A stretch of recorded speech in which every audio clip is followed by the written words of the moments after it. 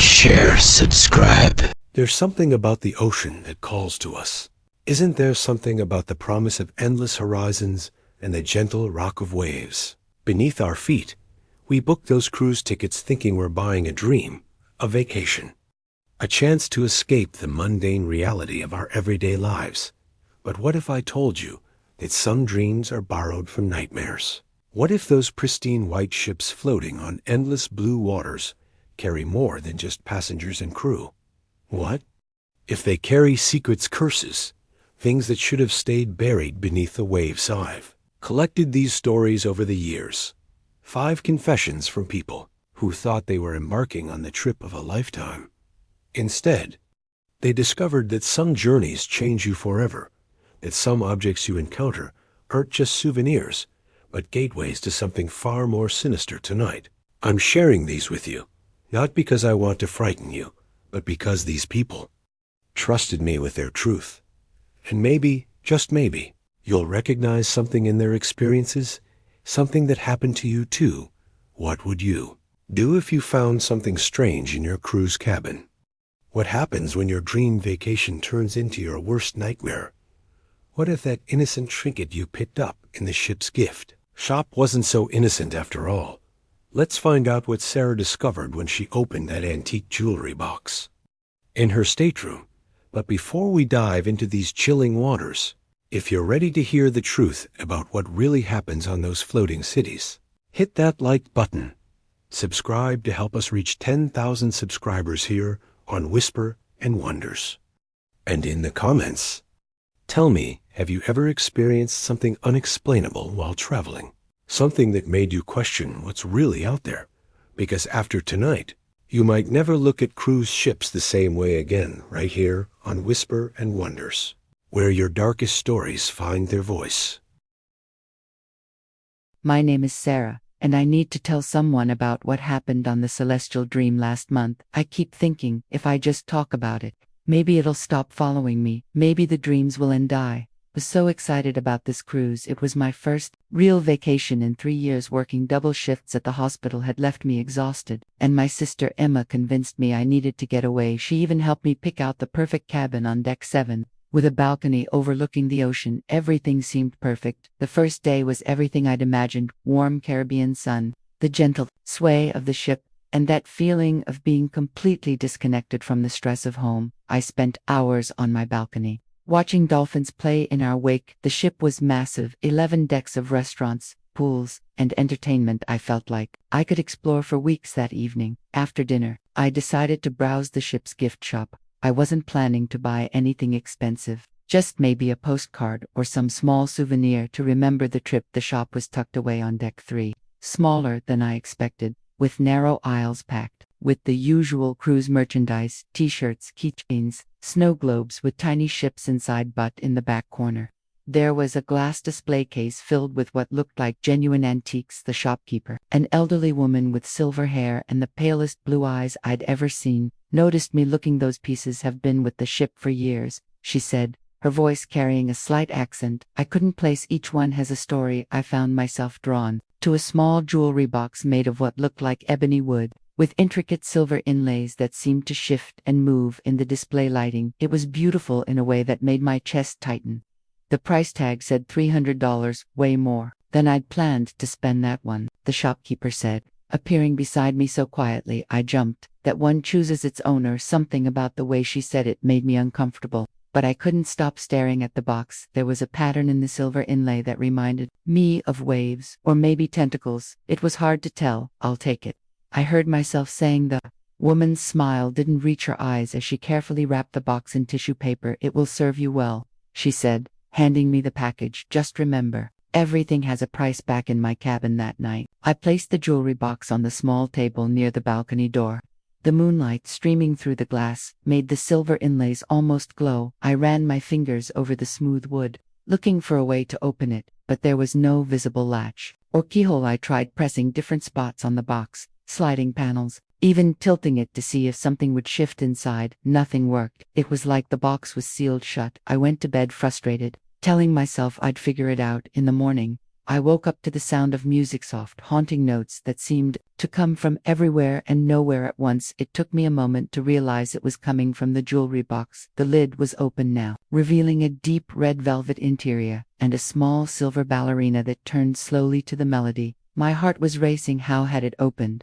I was sure I'd tried everything the night before. I approached the box cautiously, and as I got closer, the music grew louder, more complex. It wasn't the simple tune you'd expect from a music box. It was layered, orchestral, and strangely mournful. Inside the velvet-lined compartment, nestled beside the ballerina, was a piece of paper yellowed with age, folded into a small square. My hands trembled as I unfolded. It was a letter, written in faded ink. To whoever finds this, I pray you have the strength I did not. The box shows you what you've lost, what you'll never have again. It feeds on longing, on the spaces in your heart where love used to live. Close it while you still can. Throw it overboard before it's too late. Love always. Margaret. The letter was dated 1987. I should have listened. I should have taken that letter as a warning and gotten rid of the box immediately. Instead, I found myself staring at the spinning ballerina, mesmerized by her graceful movements. As she turned, I began to see images in the red velvet, images that made my breath catch. I saw my grandmother's hands, the way she used to braid my hair when I was little. I saw my college boyfriend Tom, the way he looked at me the night he proposed before everything fell apart. I saw my father, who died when I was 16, teaching me to drive in our old Honda. Images were so vivid, so real, that I reached out to touch them. My fingers passed through empty air, but the emotions they triggered were overwhelming. I started crying, deep sobs that came from somewhere I'd kept locked away for years. The music grew louder, more insistent. The ballerina spun faster, and the images kept coming. My miscarriage at 25, the baby we lost before I even told anyone I was pregnant, the relationship that ended because of it, the years of feeling empty, broken, like some essential part of me had been carved out and thrown away. Watched myself in the velvet, younger, hopeful, placing my hand on my still flat stomach and whispering promises to a child who would never breathe. I saw Tom holding my hand in the hospital room, both of us crying, both of us knowing this was the beginning of the end for us. The box was showing me everything I'd lost, everything I'd tried to forget. I slammed the lid shut. The music stopped abruptly, leaving a ringing silence that felt almost violent. I sat on the edge of my bed, shaking, trying to understand what had just happened. Had I imagined it? Was I having some kind of breakdown? But when I looked at the box again, I noticed something that made my blood run cold. The silver inlays had changed. The pattern that had looked like waves or tentacles now clearly formed letters. Margaret, the name from the letter. I didn't sleep that night. I sat in the chair by the balcony door, watching the box, waiting for something to happen. The ship rocked gently beneath me, but I felt seasick anyway every time I closed my eyes. I saw those images again, the life I'd lost, the future that had been taken from me. The next morning, I tried to return the box to the gift shop, but when I got there, the elderly woman was gone. A young man behind the counter told me she'd left the ship at the last port. He had no record of the jewelry box in their inventory, and looked at me like I was crazy when I tried to describe it. Ma'am, we don't sell antiques, he said, just the regular cruise merchandise. I went back to my cabin, the box heavy in my arms like it was made of lead instead of wood. That night, it opened again. This time, the images were different. I saw Margaret, a woman about my age with dark hair and sad eyes. She was standing on the deck of a ship, holding the same jewelry box I'd bought. She was crying, and I could hear her thoughts as clearly as if she were speaking. She'd lost a child to a daughter, born too early, who lived only 3 days. The box had shown her what her daughter might have been: ballet recitals, first days of school, a wedding dance. Margaret had watched it all in the red velvet, watched the life her daughter would never have on. She'd made a choice. I watched in horror as Margaret climbed over the ship's railing, the jewelry box clutched to her chest. The images showed her falling, the box sinking with her into the dark water, but somehow, impossibly, it had found its way back onto a ship, back into the gift shop, back to meet the ballerina. Spun faster, and I saw more faces in the velvet, other women, all with the same hollow look in their eyes, all of them drawn to the box, all of them consumed by what they'd lost, all of them making the same final choice. The music was deafening now, a symphony of grief and longing. I could feel the box pulling at something inside me, feeding on my pain, growing stronger. I understood now why Margaret had jumped. It wasn't just despair, it was hunger. The boxes hungered, wanted me to join them. I grabbed the box and ran to the balcony. The ocean stretched endlessly in all directions, dark and welcoming. I could feel the other women calling to me, promising that the pain would stop, that I could be with them, that we could all be together in the deep, where nothing hurt anymore. The silver inlays were shifting again, forming new letters. Sarah, my name was becoming part of the box, part of its collection. I held it over the railing, ready to throw it into the waves. But as I looked down, I saw something that made me freeze.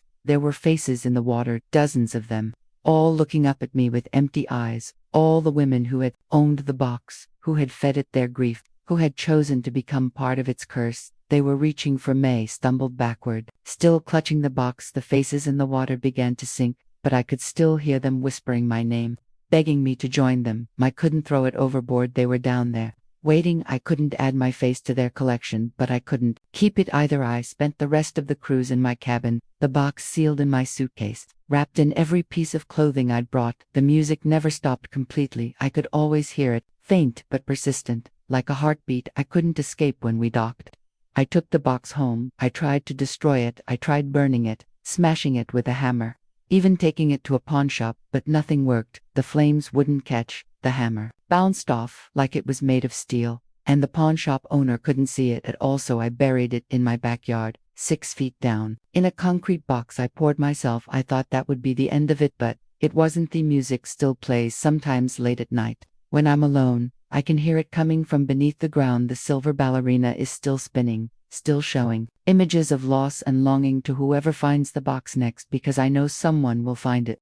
The box chooses its owner, the shopkeeper had said, and I understand now that I was never meant to keep it forever. I was just another link in its chain, another woman whose grief it could feed on before passing to the next. Sometimes I dream about digging it up. Sometimes I wake up with dirt under my fingernails. I moved away from that house 6 months ago, but I know the box is still there, waiting, calling to whoever needs it most, whoever has lost something precious and can't let go. If you ever find yourself on a cruise ship, and you see a small gift shop tucked away in a quiet corner, and there's an elderly woman with pale blue eyes showing you antiques that have been with the ship for years, walk away and listen to her stories. Don't let the beauty of the objects fool you, and whatever you do, don't let her tell you that something has chosen you, because some gifts are curses in disguise, and some music boxers play melodies that were never meant to be heard. The box is still out there, still waiting, still hungry, and I think I know who's going to find it next.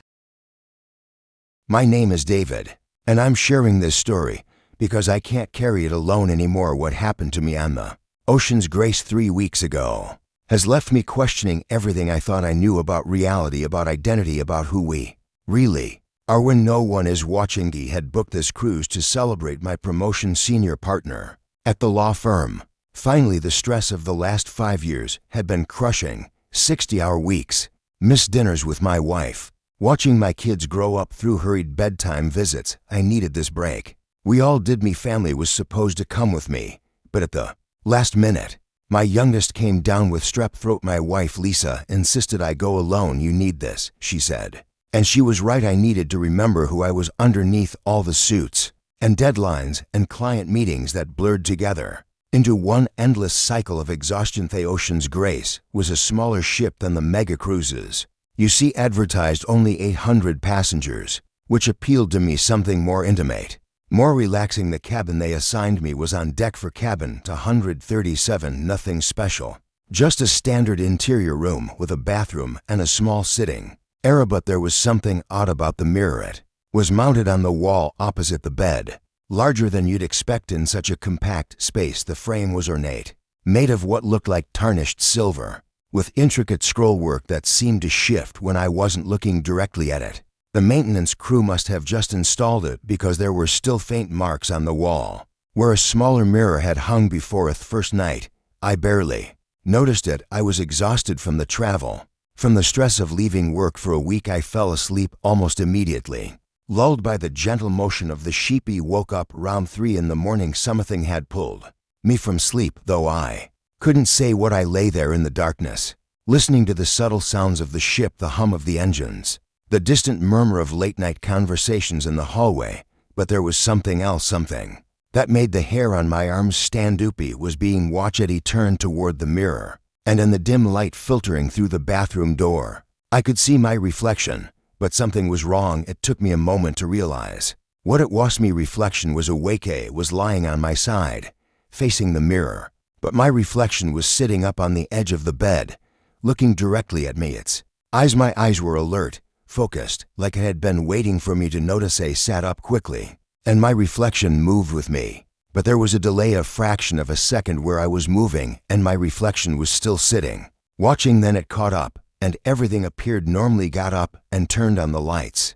Heart pounding, my reflection did everything I did. Raised my hand when I raised my hand, touched my face when I touched my face, everything normal. Everything as it should. Babe, I couldn't shake the feeling that for just a moment, my reflection had been acting independently. Next day, I tried to forget about it. I spent time on deck reading, enjoying the sun and sea air. The ship had docked at a small Caribbean island, and I went ashore, bought some souvenirs, ate lunch at a local restaurant. Everything felt normal, peaceful. But that evening, back in my cabin, I found myself avoiding the mirror. I brushed my teeth facing away from it, changed clothes with my back turned. It felt ridiculous, but something about that moment in the darkness had unsettled me more than I wanted to admit. He called Lisa before bed, just to hear her voice. "How's the cruise going?" she asked. "Good." I lied, relaxing. "Really what I needed. You sound tired." "Just the travel catching up with me. I think I'll sleep better tonight." But I didn't. He woke up again around 3, and this time I forced myself to look at the mirror. Immediately my reflection was there, lying in bed just as I was. But as I watched, it slowly turned its head to look at me. Wasn't moving. He was perfectly still, but my reflection had turned to face me. Its expression was different too. Not the sleepy confusion I was feeling, but something more calculating, more aware. I sat up, and this time my reflection didn't move at all. It just lay there, watching me. With my own eyes, I could see the slight smile playing at the corners of its mouth. My mouth, as if it found my fear amusing. "What the hell?" I whispered. Me reflection's lips didn't move. It just kept smiling. He stumbled out of bed and hit the light switch when the room flooded with brightness. My reflection was normal again, sitting up when I sat up, looking confused when I looked confused, everything in perfect synchronization. I had seen what I had seen. Next morning, I went to the guest services desk. I told them there was something wrong with the mirror in my cabin, that it might need to be replaced or adjusted. The young woman behind the counter looked puzzled. "Cabin to 137, she said, typing into her computer. "Sir, according to our records, that cabin doesn't have a mirror, only the standard bathroom mirror." "That's not possible."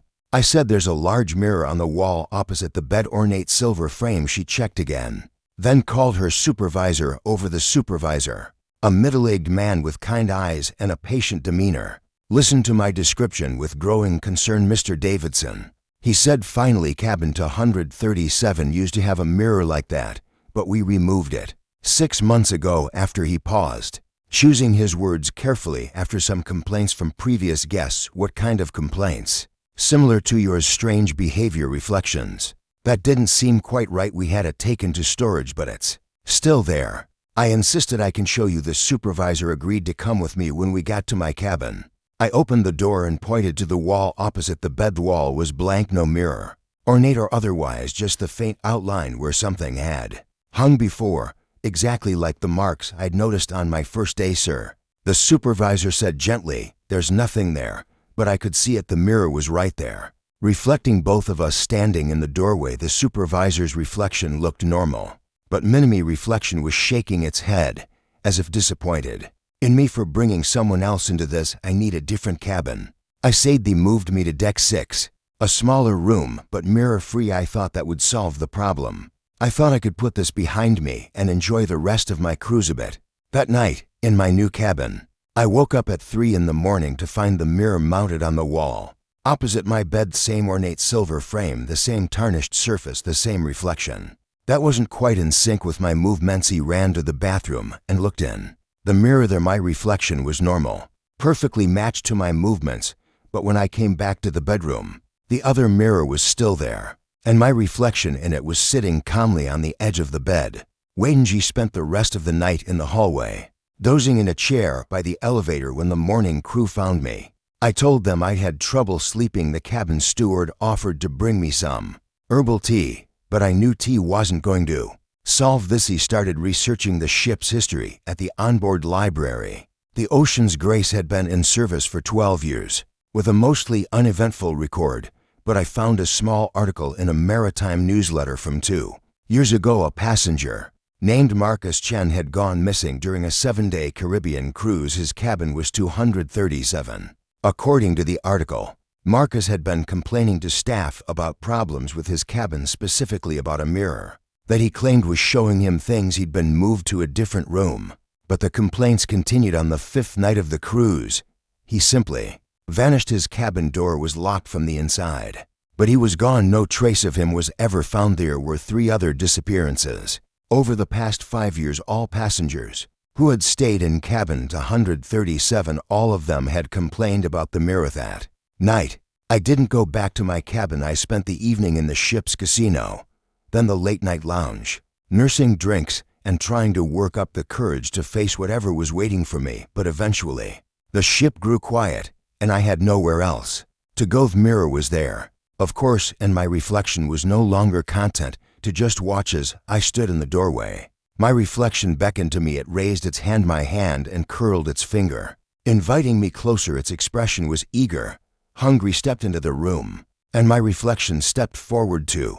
But while I moved hesitantly, afraid, my reflection moved with purpose, confidence. When I was close enough to touch the mirror's surface, my reflection reached out and pressed its palm against the glass. From the other side of the glass was warm. "What do you want?" I whispered. My reflection's mouth moved, but I couldn't hear the words at first. Then, slowly, sound began to seep through the mirror, like listening to someone speaking underwater. "I want to be real," it said in my voice. "I want to live your life, be with your family, sleep in your bed. I've been watching you for so long, David, learning how to be you. That's impossible. You're just a reflection." "Am I?" My reflection smiled, and its smile was wrong, predatory. "Look closer." I did look closer, and I saw things that made my blood freeze. My reflection's teeth were sharper than mine. Its eyes were darker, more knowing, and behind it, instead of the cabin room, I could see other reflections, other people who had stood where I was standing. Marcus Chen was there, pressed against the glass, his mouth open in a silent scream, and others, passengers I didn't recognize, all trapped behind the mirror, all reaching toward me with desperate hands. They thought they were looking at reflections too. My reflection said, until they realized the truth. "We're not reflections, David. We're replacements. We study you, learn your mannerisms, your voice, your memories, and when we're ready, we switch places. No, yes, you'll stay here, behind the glass, and I'll go back to your life. I'll kiss your wife. Good morning. I'll read bedtime stories to your children. I'll be you, David, better than you ever were." My reflection pressed both hands against the glass now, and I could feel it pushing outward, trying to break through. The mirror's surface began to ripple like water. He stumbled backward, but something was wrong. I looked down at my hands, and they seemed translucent, fading. I could see through them to the floor below. "The switch is already beginning," my reflection said, its voice clearer now. "Soon you'll be on this side, and I'll be free." Ronnie ran through the corridors of the ship, past sleeping passengers and night shift crew members, but with every step I felt myself becoming less solid, less real. Behind me, I could hear footsteps. My footsteps follow. Inji made it to the upper deck,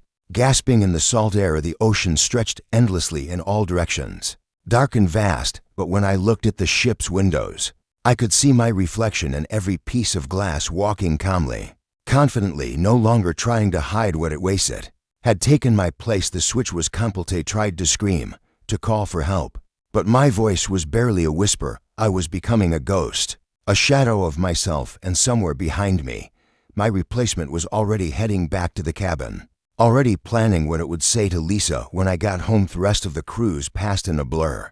I existed in the spaces between things, in the corners of mirrors and the shadows cast by artificial light. I watched my replacement interact with other passengers, saw how perfectly it mimicked my mannerisms, my laugh, even my unconscious habits. When the ship docked, I tried to follow it off the ship, but I couldn't leave. I was bound to the Ocean's Grace now, just like Marcus and the others. That was 3 weeks ago. The ship is at sea again, with new passengers, new potential victims, and cabin 137 has been assigned to someone else. A woman this time, Rebecca. She's already complaining about the mirror. I've tried to warn her, appearing in reflections when I can, trying to mouth the words get out or don't trust it, but she just thinks it's her imagination. Tricks of light and shadow. She has no idea that her reflection is already studying her, learning her, preparing to take her placete mirror. Shows what it wants to show, and what it wants is always the same way in a way to escape the glass prison it creates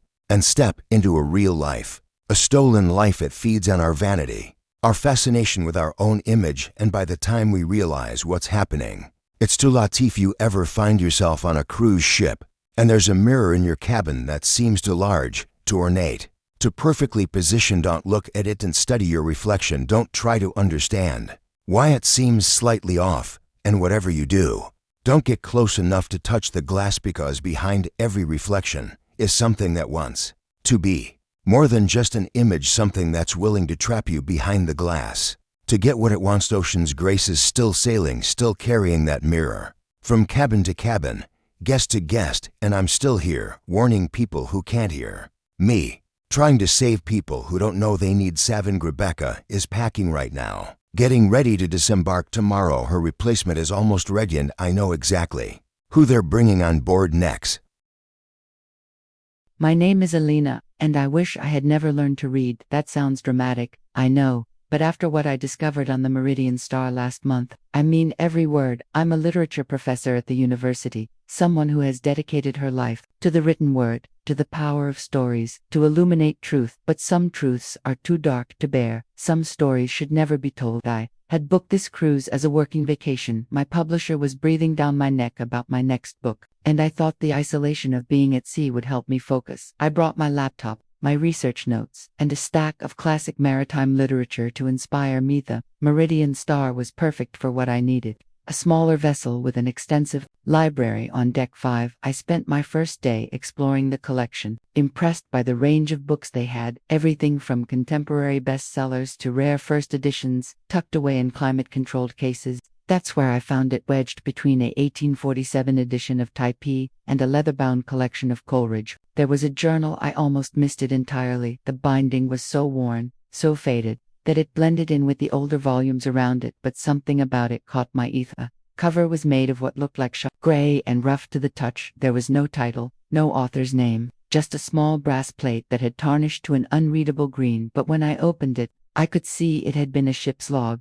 The first entry was dated 1892, written in careful copperplate handwriting. Day 1, departed Boston Harbor aboard the merchant vessel Persephone, crew of 23 souls, cargo of textiles and lumber, bound for London weather fair, spirits high among the men. I was fascinated. Maritime journals from the 1890s were exactly the kind of primary source material I needed for my book. The voice was authentic, the details vivid. I asked the librarian if I could borrow it for my cabin. "That old thing," she said, barely glancing up from her computer. "I didn't even know we had it." "Sure. Take it, just bring it back before you disembark." I spent that evening reading by lamplight on my small balcony. The journal chronicled the voyage of Captain Nathaniel Morse and his crew aboard the Persephone. The early entries were routine weather reports, navigation notes, observations about the crew's morale. But as I read deeper, I began to notice inconsistencies. The handwriting changed, not gradually, the way someone's writing might evolve over the course of a long voyage, but suddenly, dramatically. The careful copperplate script would give way to hasty scrawls, then switch to an entirely different hand altogether, before returning to the original style pages later. And the dates were wrong. Day 8 was followed by day 12, then day 6, then day 23. It was as if the journal was recording events out of sequence, or as if multiple people were writing in it without communicating with each other. But the content was what truly disturbed me. Day 15.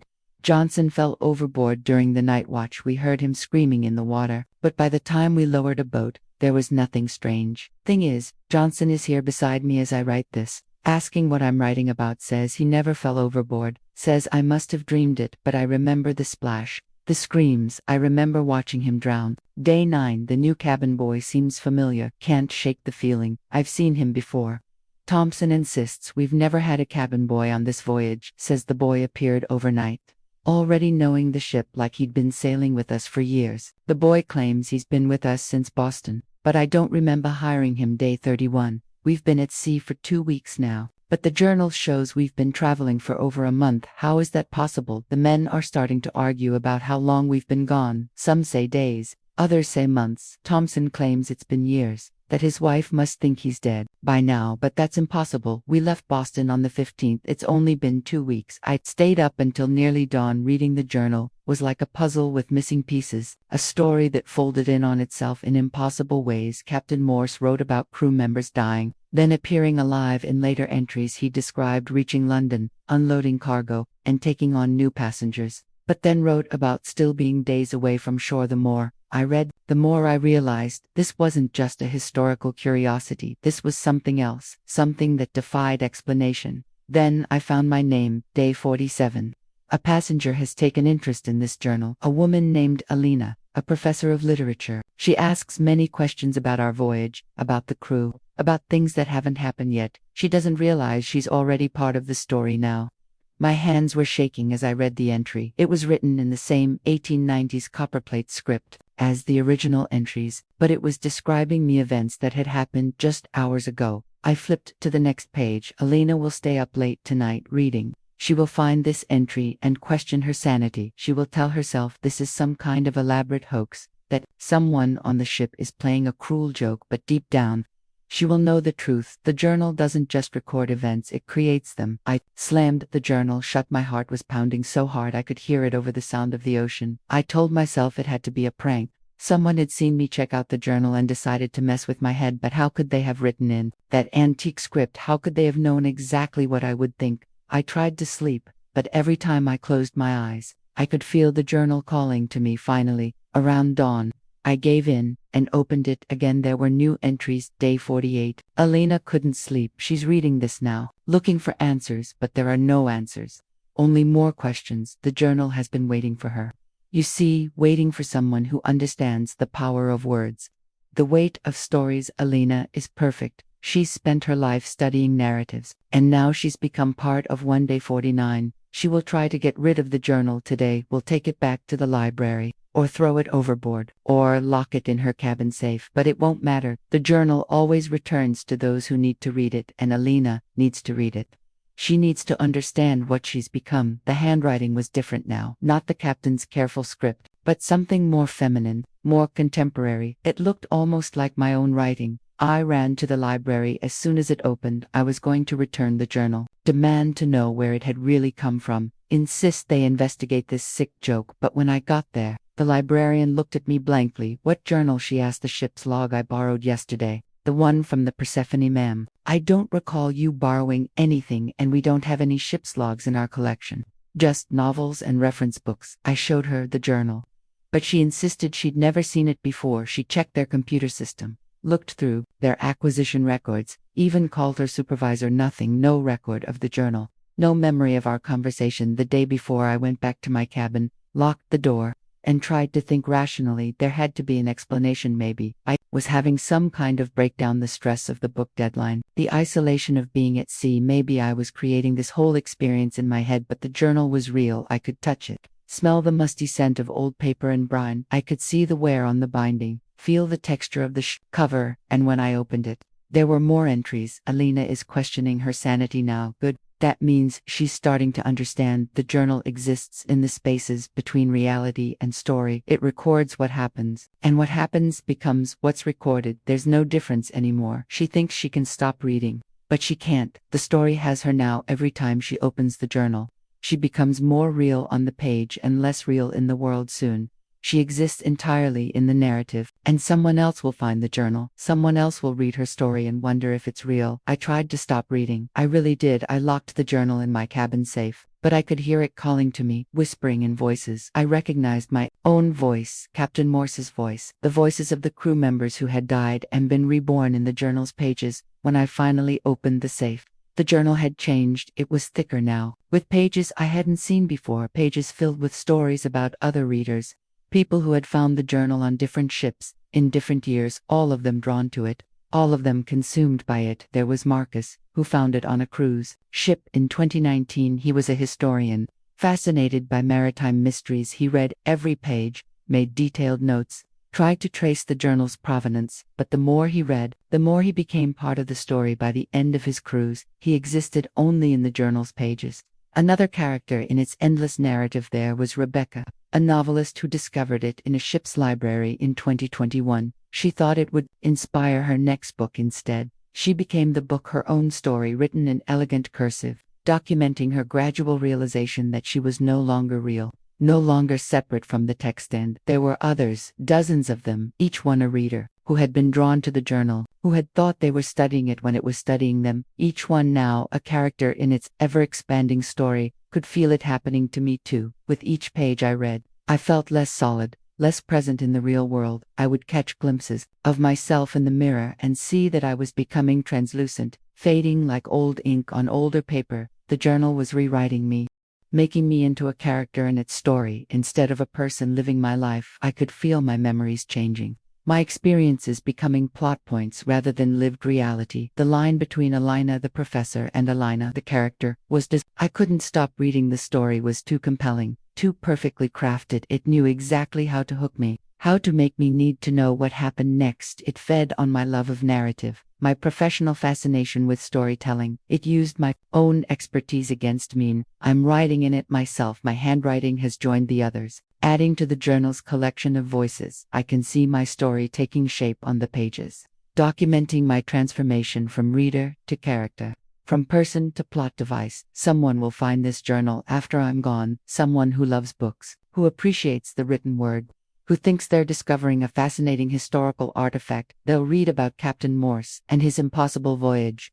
They'll read about Marcus and Rebecca and all the others, and they'll read about myth, wonder if any of it is real, if the journal is just an elaborate work of fiction. But they won't be able to stop reading. They never can. The journal chooses its readers carefully, and once chosen, there's no escape. The Meridian Star will dock tomorrow, and someone will find the journal. I'll leave it in the library, wedged between familiar volumes, waiting for the next person who loves stories as much as I did, because that's what I am now, a story, a character in someone else's narrative, a voice in the journal's collection. And soon, you'll be too if you're reading this, if you found the journal. If you think you're just discovering an interesting historical curiosity, you're wrong. You're already part of the story now. Your name is already appearing in the pages, your thoughts already being recorded in handwriting that looks suspiciously like your own. The journal is patient. It has all the time in the world to tell its story, and that story includes you. Welcome to the narrative. Try not to reach the ending too quickly. My name is Thomas, and I've never been able to listen to music the same way since what happened on the Aurora Bell 2 months ago. I'm a sound engineer, someone who lives and breathes audio. I can tell you the difference between a violin recorded in a concert hall versus a studio. Identify the specific model of microphone used on a recording from the 1940s.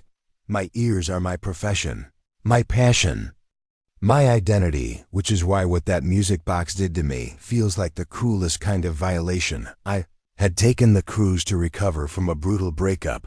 My fiancée Maria had left me 3 weeks before our wedding. She said I loved music more than I loved her, that I spent more time with my mixing board than with her. She wasn't entirely wrong. The last year had been consumed by work, by a project I was convinced would define my career. I barely noticed her pulling away until she was already gone. The Aurora Bell was supposed to be our honeymoon cruise. I decided to go alone rather than lose the money, thinking the time at sea would help me clear my head, maybe even inspire some new work. I brought my portable recording equipment, hoping to capture some interesting ambient sounds, ocean waves, ship machinery, the conversations of passengers in different languages. On the 3rd day, I was exploring the ship's antique shop. It was tucked away on deck 2, filled with genuine vintage items that the cruise line had collected over the years, maritime artifacts, old photographs, jewelry, and curiosities from different eras. That's where I saw the music box. It was sitting on a shelf behind the counter, small and delicate, made of what looked like rosewood with mother-of-pearl inlays. The craftsmanship was exquisite, clearly from another century. But what caught my attention wasn't the visual beauty, it was the silence in my line of work. You develop an awareness of ambient sound most people don't have. I can hear the hum of fluorescent lights, the whisper of air conditioning, subtle electronic buzz of modern devices, but standing near that music box, I experienced something I'd never encountered before: perfect silence, not just quiet, but the complete absence of sound, as if the air around the music box had been drained of its ability to carry vibrations. It was unsettling and fascinating at the same time. Interesting piece, isn't it? The shop owner said, noticing my attention. She was an older woman with silver hair and sharp blue eyes. Late 19th century. Swiss made. The craftsmanship is remarkable. Does it still work? I asked. Oh yes, she smiled. But there was something in her expression that made me uneasy. It plays beautifully. The melody is unlike anything you've ever heard. Can I hear it? I'm afraid the mechanism is delicate. I only wind it for serious buyers. Something about her reluctance made me want it more. Maybe it was professional curiosity. Or maybe it was the strange acoustic dead zone around the box, but I found myself reaching for my wallet. How much? $400. It was more than I'd planned to spend. But my ears were telling me this was something special, something unique. The silence around it was so complete, so unnatural, that I had to know what kind of sound could emerge from such absolute quiet. She wrapped it carefully in tissue paper and placed it in a small wooden box. A word of advice, she said as she handed it to me. Don't wind it more than 3 times. The mechanism is very old, very sensitive. Back in my cabin, I set the music box on the small table near the window. The afternoon sun streaming through the porthole made the mother-of-pearl inlays shimmer like captured light. I examined it closely. Looking for the winding key, I found it on the bottom, a small brass key that turned smoothly despite the box's apparent age. I wound it once, twice, then stopped, remembering the shop owner's warning when I lifted the lid. The most beautiful sound I'd ever heard filled the cabinet. Wasn't just music, it was pure emotion made audible. The melody was complex, layered, with harmonies that seemed to come from impossible directions. It sounded like longing and love and loss all woven together into something that bypassed my ears and went straight to my heart. Inside the box, a tiny ballerina spun on her delicate axis. Her movements were fluid, graceful, more lifelike than any music box dancer I'd ever seen. She wore a tiny dress of what looked like real silk, and her face was painted with an expression of profound sadness. I listened until the melody wound down, then immediately wanted to hear it again. But something made me hesitate. The silence that had surrounded the box in the shop was gone now. My cabin felt normal, filled with the usual ambient sounds of the ship, but I could swear I heard something else underneath, crying, very faint, barely audible, but definitely there. Someone was crying, and the sound seemed to be coming from inside the music box itself. Put my ear close to the box, listening carefully with my trained ear. I could isolate the sound. It was definitely coming from inside, a woman's voice, sobbing quietly, heartbroken. I wound the box again, and the music played, beautiful and haunting.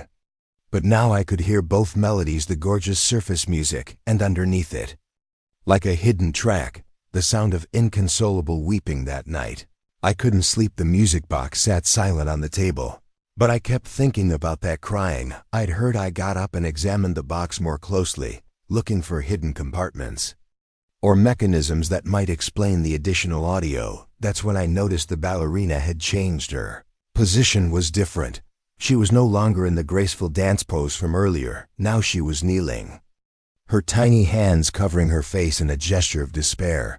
The detail was incredible. I could see individual fingers, the texture of her hair, even what looked like tears on her painted cheeks. I wound the box and watched her carefully as the music played. She danced, but her movements told a story of loss and mourning. Every gesture spoke of grief, of love lost, of hope abandoned, and underneath the melody, the crying continued. But now I could hear words, very faint, in a language I didn't recognize at first. But as I listened more carefully, I realized it was English. The accent was old-fashioned, formal, like something from 100 years ago. Please, the voice whispered beneath the music, please help me. I don't want to dance anymore. I want to rest.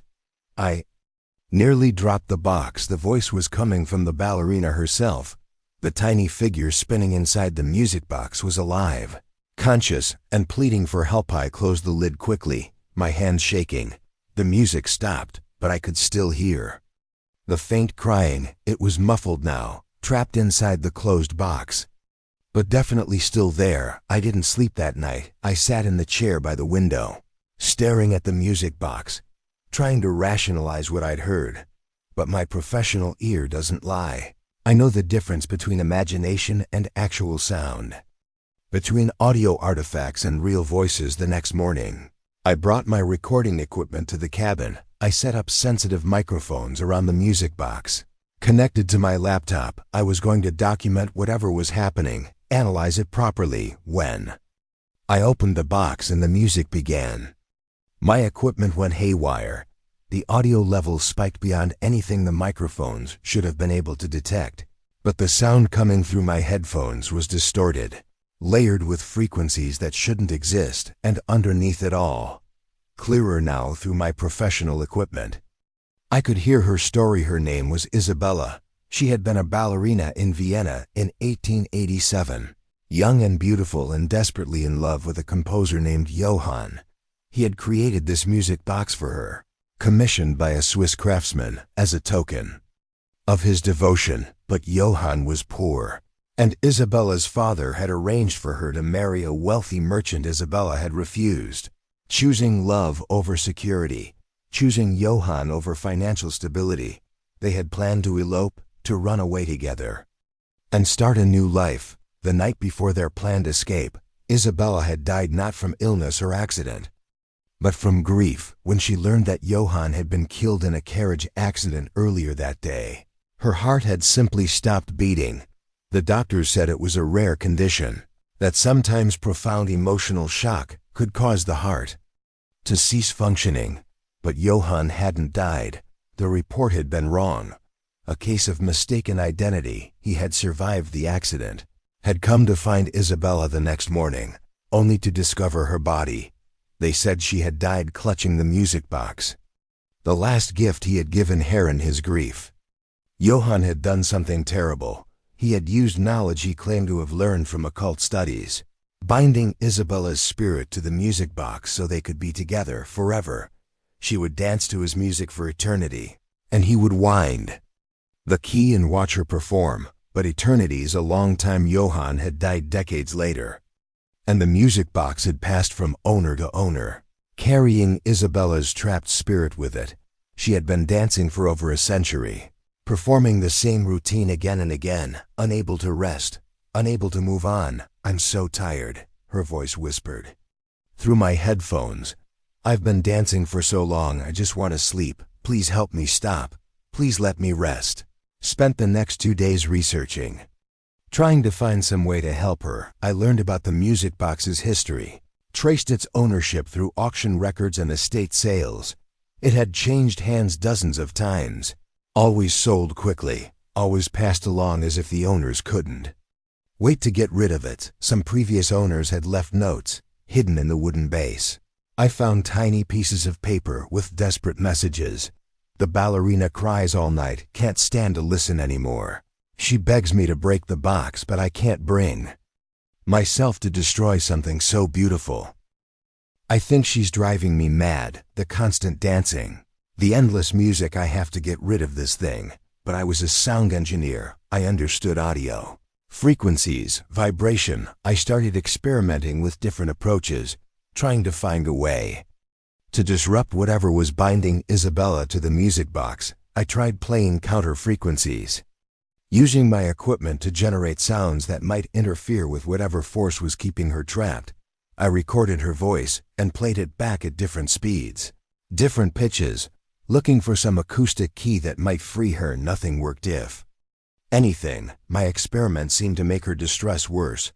The crying became more intense, more desperate. She started appearing in the box, even when it wasn't wound, kneeling in her tiny space, looking up at me with painted eyes that somehow conveyed real anguish. On the last night of the cruise, I made a decision. I couldn't break the music box. It was too beautiful, too historically significant. But I couldn't leave Isabella trapped either. I had to find another solution. I wound the box one final time and listened carefully to her voice. Her story, her pleas for help, and then I understood what she really needed: not destruction, not escape. Forgiveness. Isabella had been trapped not just by Johann's occult binding, but by her own guilt. She blamed herself for Johann's accident, convinced that if she had been stronger, if she had defied her father earlier, if she had chosen differently, Johann would still be alive. Isabella, I whispered to the music box, it wasn't your fault. You couldn't have known about the accident. You chose love. And that was brave. Johann would want you to be at peace. The music changed, for the first time since I'd owned the box. The melody shifted, the haunting sadness remained. But there was something else now: hope, acceptance. The crying faded, replaced by what sounded almost like a sigh of relief. The ballerina's pose changed too. She was still dancing, but her movements were different now, lighter, less constrained, more joyful. "Thank you," she whispered, and her voice was clearer than it had ever been. "I can feel him now. He's been waiting for me. He says it's time to go." The music played one final, beautiful phrase, and then stopped, not wound down, not faded, simply stopped.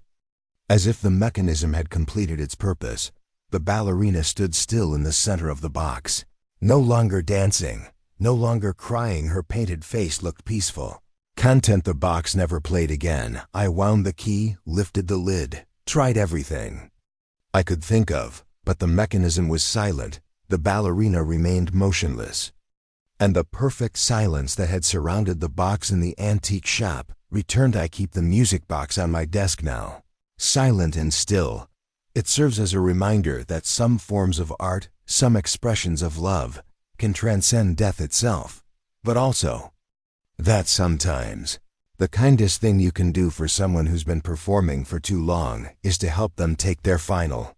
Oh, Isabella is at peace now, I know, because sometimes, late at night when I'm working on a difficult mix, I can hear her voice in the music, not trapped or pleading, but free, offering guidance, sharing the perfect pitch, the ideal harmony. She's still with me, but by choice now, and that makes all the difference.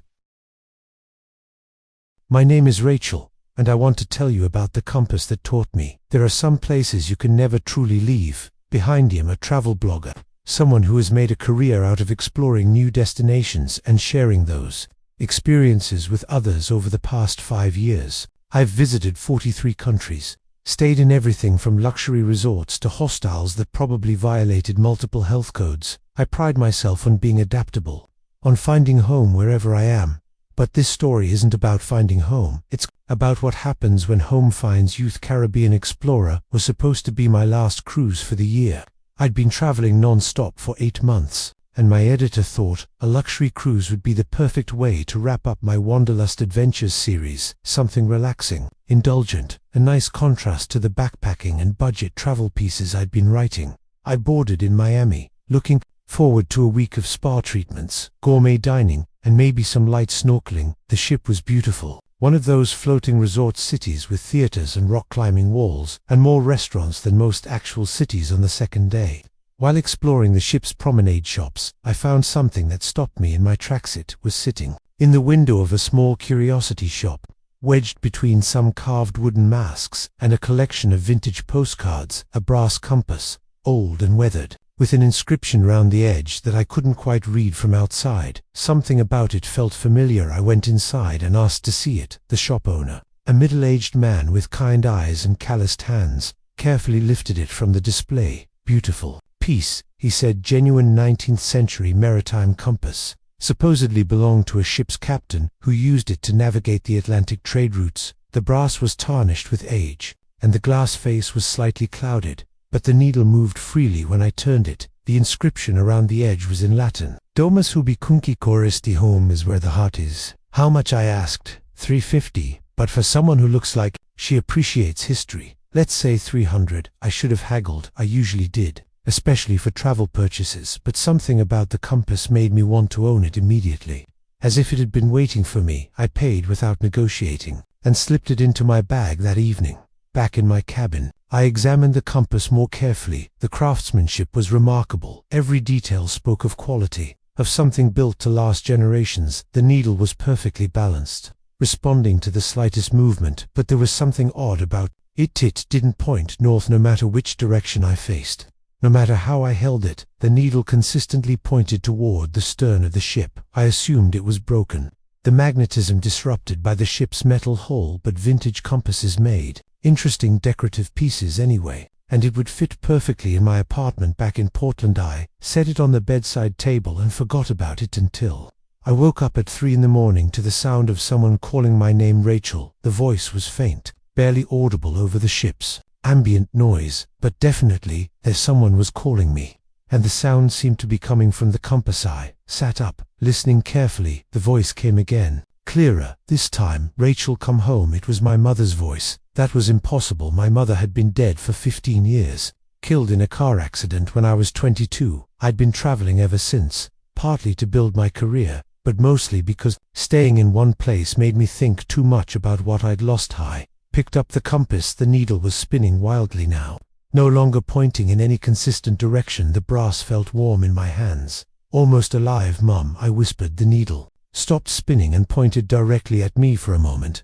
The compass face seemed to shimmer, and I could swear I saw something in the clouded glass, a reflection that wasn't quite my own, an older woman with my eyes and my stubborn chin, smiling sadly. You've been running for so long. Sweetheart, come home. I dropped the compass. It hit the carpet with a soft thud, and the voice stopped. The needle returned to its previous behavior, pointing steadily toward the stern, but I could still feel the warmth where I'd held it, still hear the echo of my mother's voice. I didn't sleep for the rest of the night. The next day, I tried to rationalize what had happened. Grief could manifest in strange ways, especially when triggered by objects that reminded us of loss. Maybe the compass had belonged to someone else who had lost a parent, and I was projecting my own unresolved emotions onto it. But that evening, it happened again. This time, the voice was different. My father, who had died 3 years after my mother from what the doctors called a broken heart. Rachel, we're waiting for you. You don't have to keep running. We're all here. The compass face shimmered again,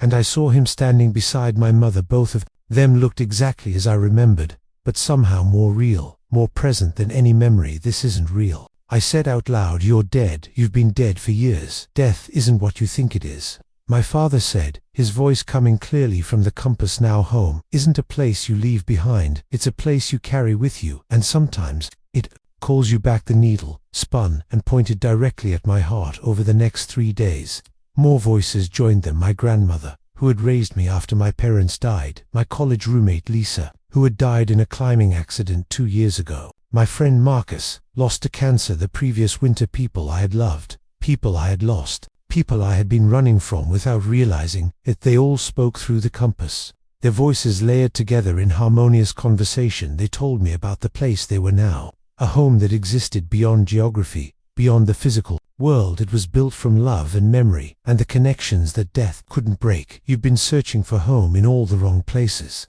My grandmother said home isn't a destination on your travel blog. It's not a city or a country or a perfect sunset photograph. Home is the people who love you, and we're all here waiting. The compass began showing me images, along with the voices, scenes from my childhood, family dinners, Christmas mornings, quiet moments I'd forgotten or tried to forget, my mother teaching me to bake, my father helping with homework, lazy Sunday afternoons when being together was enough. But it also showed me something else, my life as it was now, constantly moving, constantly documenting, constantly sharing experiences with strangers online, while avoiding real connection. I saw myself in hotel rooms and airplane seats, always going somewhere else, always convinced that the next destination would finally fill the emptiness inside. You've been living like a ghost, Lisa's voice said gently, present in all these places but never really there, never letting yourself belong anywhere because you're afraid it might hurt to leave, or afraid it might hurt to stay.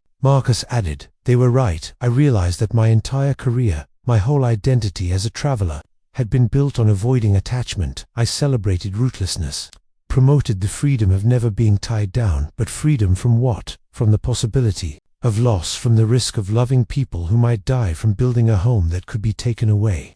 What do you want from me? I asked. The compass? Nothing. My mother said, we just want you to know that when you're ready, We're here. Home is here waiting for you. But first, you need to learn how to live, learn how to stay, learn how to build a home in the world of the living. The compass needle pointed away from me for the first time since the voices had started. It pointed toward the bow of the ship, toward our destination, toward the future. The compass doesn't just point to where you've been. My father explained, it points to where you need to go. Home isn't always behind you, Rachel. Sometimes it's ahead of you, waiting to be built on the last night of the cruise.